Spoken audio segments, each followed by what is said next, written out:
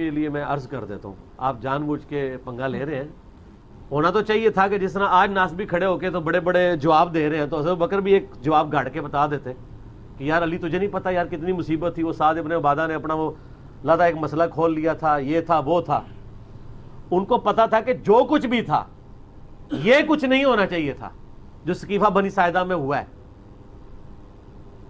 आज अगर हज़रत बकर जिंदा होना, यकीन करें उनसे जरा ये इस्लामिक हिस्ट्री के दो टुकड़े दिखाए जाए, खून के आंसू रोए कि सकीफा बनी साइदा के इफेक्ट कहां तक गए हैं, क़यामत तक जा रहे हैं। आज तो हम डिसाइड कर सकते हैं, चले उस जमाने में तो कोई कह सकता था, आज तो हमें नजर आ रहा है ना, उम्मत एक ही नहीं हो रही। आधी बात तो उन्होंने उस वक्त भी एक्सेप्ट कर ली कि ये हुआ ठीक नहीं है। क्यों? वो रो पड़े। जब किसी शख्स को किसी गलती पे आर दिलाई जाए और वो उसकी जस्टिफिकेशन देने के बजाय रोना शुरू कर दे, तो इसका मतलब क्या होता है कि वो उस गलती को मान रहा है। क्या हो गया था वहां पे? हो जाता, चले वहां डिसाइड हो जाता कि भाई सकीफा बनी साइदा पे के साद इब्न उबादा और सारा मामला टैकल करके बैत किए बगैर कहते हैं भाई हुजूर को दफना लेने दो, फिर डिसीजन कर लेते हैं तुम लोगों ने क्या काम किया है।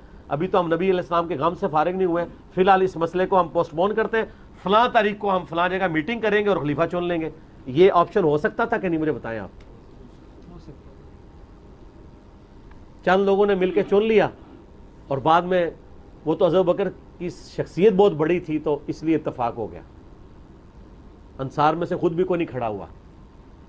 लेकिन मिस हैंडलिंग आप इसको मानेंगे, खुद सैयदना अबू बकर माने, और आज तो बड़ी आसानी से हम इसको कह सकते हैं। हत्ता कि सही बुखारी में हजरत उमर खुद कह रहे हैं कि अबू बकर की जिस तरीके से खिलाफत कायम हुई इसको कभी कोई दलील ना बनाए, वो कैटास्ट्रॉफिक कंडीशन थी। आंदा मुसलमानों के मशवरे के बगैर जिसे खलीफा चुना गया उसका अंजाम कत्ल गारत होगा। हजरत उमर खुद इसको दलील के तौर पेश करेंगे, अबू बकर की प्ली कभी नहीं लेनी है, उस तरीके से खलीफा नहीं चुना जाना चाहिए। कुरान पे तहकीक नहीं है, कुरान पे सिर्फ और सिर्फ तस्लीम। अली पे भी तहकीक नहीं है, अली को भी सिर्फ तस्लीम करना है। कभी किसी ने आज तक कुरान की आयत पे तहकीक नहीं की तो अली के मौजे पे तहकीक क्यों? कुरान की आयत अल्लाह की कुदरत का मजहर है और अली के मौजात अली की विलायत के मजहर। क्या कहने? अल्लाह कादर मुतलक है, अली वली मुतलक है। अल्लाह कादर होके जो चाहे कर सकता है, अली वली होके जो चाहे मुकर। मुतवज्जे है मेरी बात की जाना? कुरान पे तहकीक नहीं, कुरान पे तस्लीम है। नबी पे तहकीक नहीं है, नबी की बात को भी तस्लीम करना है। नबी जो कहें उसे मानना है। नबी की पूरी जिंदगी में क्यों, क्या, कैसे नबी के आगे नहीं कहना। मशहूर मारूफ वाक़या अहले सुन्नत किताबों में लिखा, एक शख्स अब्दुल्लाह इब्न अबई नमाज पढ़ रहा था, रसूल ने उसे नमाज की हालत में आवाज दी, उसने नमाज तेज की, रसूल ने फिर आवाज दी, उसने और तेज की, रसूल ने फिर आवाज दी, उसने और तेज की। नमाज खत्म करने के बाद नबी के पास है, लब्बैक या रसूल अल्लाह, तो मैं पहली आवाज पे क्यों नहीं आया था? उसने कहा या रसूल अल्लाह मैं नमाज पढ़ रहा था। फरमाया शर्म नहीं आई तुझे हकीकत नमाज बुला रही थी, तुझे असल नमाज ने बुलाया था। परेशान हो गया, परेशान होने कहने लगा या रसूल अल्लाह मुझे क्या करना चाहिए था? फरमाया नबी जब भी बुलाए जिस भी हालत में हो आ जाते हैं। या रसूल अल्लाह अगर नमाज पढ़ रहा हूं तो फरमाया नमाज तोड़ देते। तस्लीम का मंजिल समझाने को, तस्लीम क्या है? नमाज तोड़ देते। उसने कहा नमाज अल्लाह की थी। तो आप मेरी तरफ करेंगे सर? उसने कहा या रसूल अल्लाह नमाज अल्लाह की थी। रसूल मुस्कुरा के फरमाते हैं तूने अल्लाह देखा है?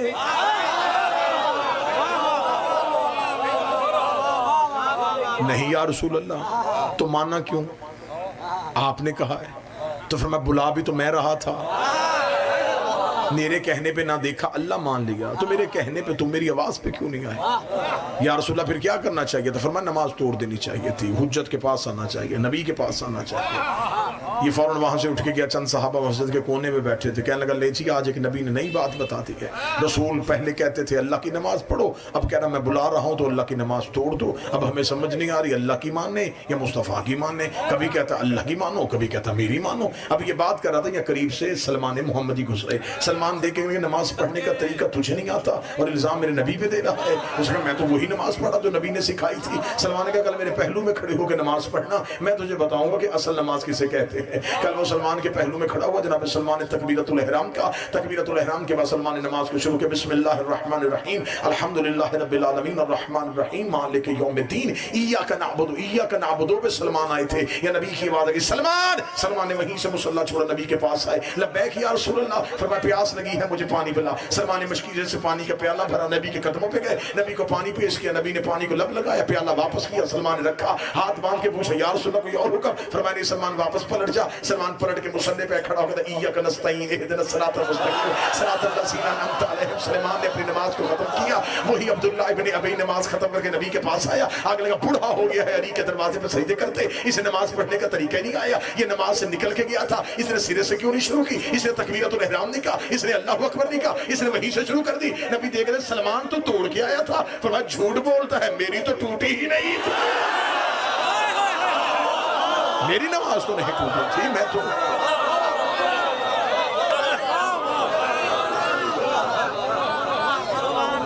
इसे कहते हैं तस्लीम। नबी की बात पे तहकीक नहीं, नबी की बात में सिर्फ और सिर्फ तस्लीम है। बात समझ में आ रही है जी? अल्लाह पे तहकीक नहीं, अल्लाह पे तस्लीम, नबी पे तहकीक नहीं, नबी पे तस्लीम, इमाम पे भी तहकीक नहीं, इमाम पे भी सिर्फ तस्लीम। इमाम की बात को तस्लीम करना चाहिए था। जब अली ने कह दिया था कि खिलाफत मेरा हक है,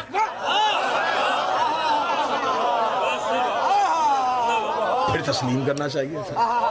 जब सैयदा ने दरबार में कह दिया था कि फतक मेरा हक है, तस्लीम करना चाहिए था, क्योंकि इनकी किसी बात पे तहकीक है ही नहीं, इन्हें सिर्फ तस्लीम किया जाता है। हमारा झगड़ा शिया सुन्नी का नहीं है, झगड़ा सिर्फ और सिर्फ है, झगड़ा है तारीख मुसलमान का और तारीख इस्लाम का। पढ़े लिखे चेहरे तशरीफ फरमाएं, अगली सतर की दाद मैं पढ़े लिखे लोगों से लूंगा। झगड़ा शिया सुन्नी का नहीं, झगड़ा आयत और रवायत का है। आयत कुछ कहती है, रवायत कुछ। आयत कहती है कि आले मोहम्मद अलैहिस्सलाम है, रवायत कहती है रजी अल्लाह है। आले मोहम्मद के नाम के साथ रजी अल्लाह लग ही नहीं सकता, बनता ही नहीं है, क्योंकि ये ओहदा छोटा है, वो बड़े हैं।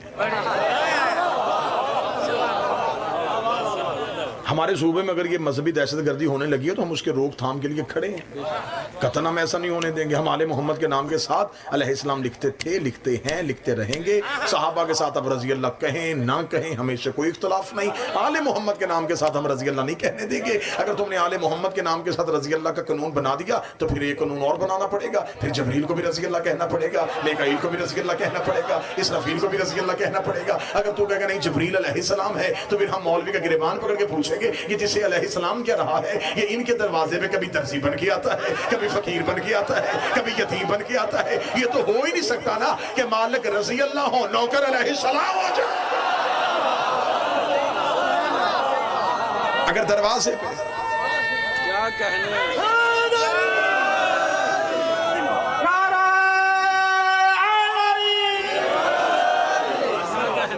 बिस्मिल्लाह बाबू जी, अगर दरवाजे पे अलैहिस्सलाम है तो फिर अंदर रजी अल्लाह नहीं हो सकता।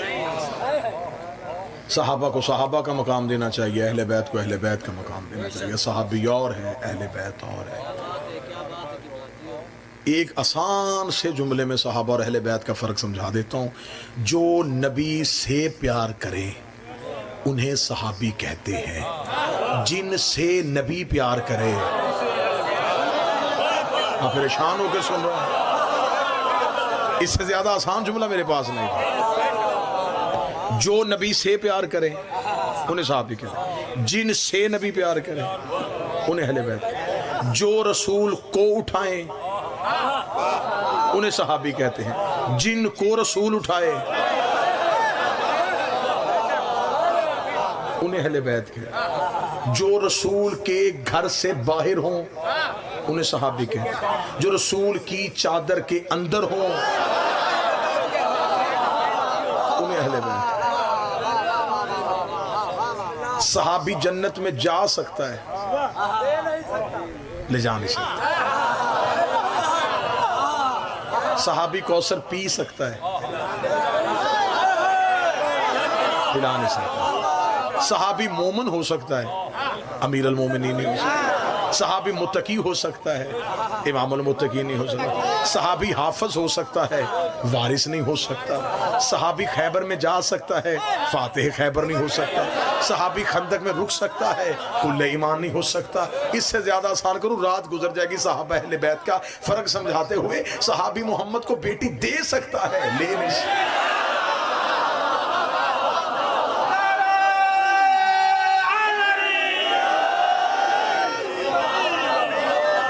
और फर्क समझा दो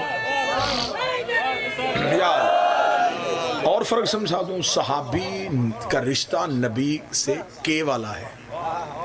ये नबी के सहाबी हैं। बिस्मिल्लाह, मौला हुसैन इज्जत अता फरमाए, मौला हुसैन इज्जत अता। ये नबी के सहाबी हैं, नबी के, इनका रिश्ता नबी से के वाला है। अहले बैत का रिश्ता के वाला नहीं, से वाला है।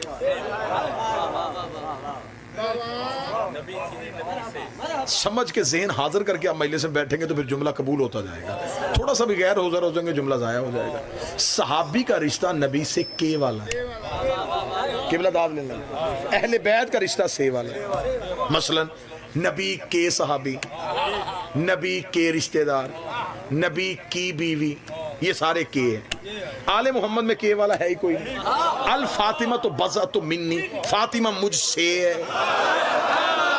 या अली अंत मिन्नी, ऐ अली तो मुझसे है। हुसैन ओ मिन्नी, हुसैन मुझसे है। उधर के है, इधर से है। दरूद के वालों पे नहीं होता, से वालों पे होता।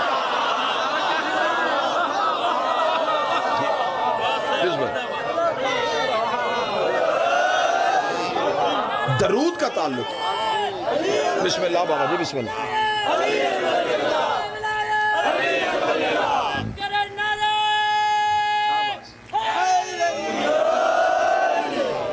सहाबा का रिश्ता नबी के वाला है, आले मोहम्मद का रिश्ता नबी से वाला। बहुत बड़ा जुमला देने लगा हूं, बड़ी धीमे लहजे में ऊंची बात कहने लगा हूं। सहाबी अर्श पे भी जाके बैठ जाए, मुस्तफा का नौकर ही रहेगा।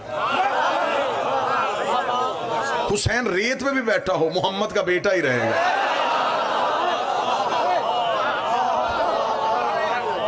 ये आपसे किसने कह दिया है कि कोई बंदा तख्त पे बैठ जाए तो वो नबी का वारिस हो जाता है?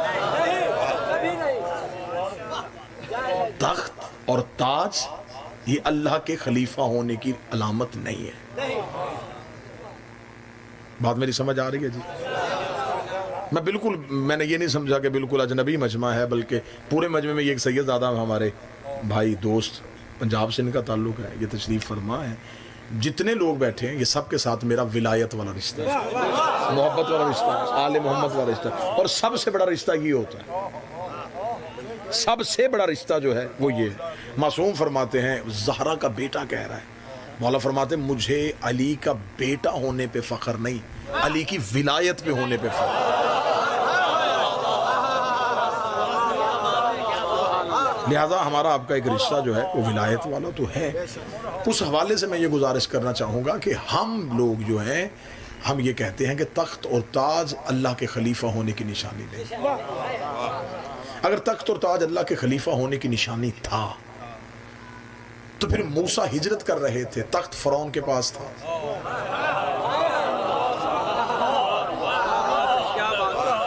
अगर जो हाकम हो वो अल्लाह का नुमाइंदा और उलिल अम्र होता है तो फिर बादशाह अजीज मिस्र था, यूसुफ कैद खाने में थे। तो तख्त और ताज में तो जालिम बादशाह भी बैठे हैं, फिर उन सबको उलिल अम्र मानना पड़ेगा। अगर उन्हें अल्लाह का खलीफा नहीं मानना तो फिर हर तख्त वाले को अल्लाह का खलीफा नहीं मानना पड़ेगा। नबी कैद खाने में भी हो तो नबी होता है, लानती तख्त में भी हो तो लानती होता है।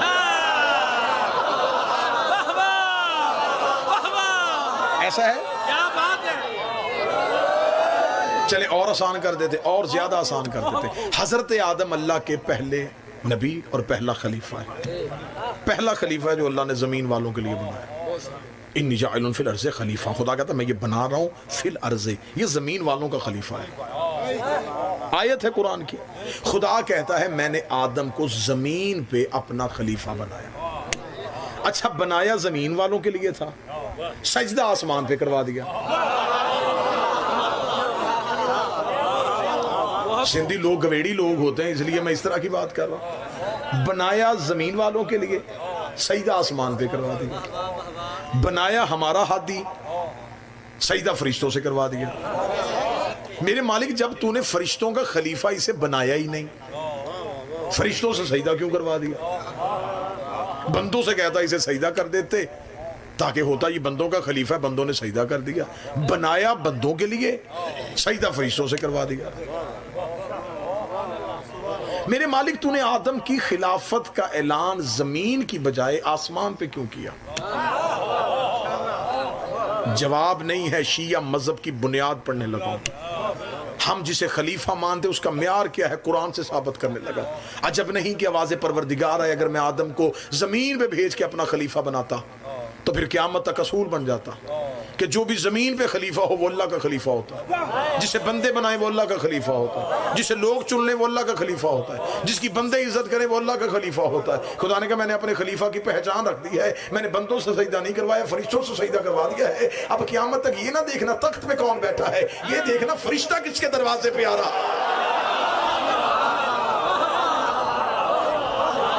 आप जिससे अल्लाह का खलीफा मनवाना चाहते हैं, झगड़ा हमारा सिर्फ इस बात पे है कि आप जिन्हें खलीफतुल्लाह कहते हैं वो खलीफतुल मुस्लिमीन तो हो सकते हैं, खलीफतुल्लाह नहीं हो सकते। वो बंदों के खलीफा थे, वो बंदों के बादशाह थे, बंदों ने उन्हें तख्त दिया था, बंदों ने उन्हें हुकूमत दी थी, अल्लाह की खिलाफत उनके पास नहीं थी। हम 3 बार अपनी अजान में कहते खलीफा तहू बिला फासला, अली बगैर फासले के अल्लाह का खलीफा। ये हमारा अकीदा है, ये हमारा मजहब है। हम नबी और अली के दरमियान किसी को बर्दाश्त ही नहीं करते, इसलिए कि हम सिलसिला इमामत के कायल हैं। हमारे यहाँ तो खिलाफत वाला ताल्लुक ही कोई नहीं है। और मैं हर पूरे मुल्क में कह रहा हूँ अपने अहले सुन्नत भाइयों से, अगर यहाँ भी कोई बैठे हैं मौलवी के चक्कर में आके अली को रजी अल्लाह ना कहना, किसी मौलवी के कहने पे आके हजरत अली को रजी अल्लाह ना कहना। तुम्हारे पास चौथा खलीफा हजरत अली है, उसे अलैहिस्सलाम कहा करो, क्योंकि आपके पास तो है भी एक ही अलैहिस्सलाम।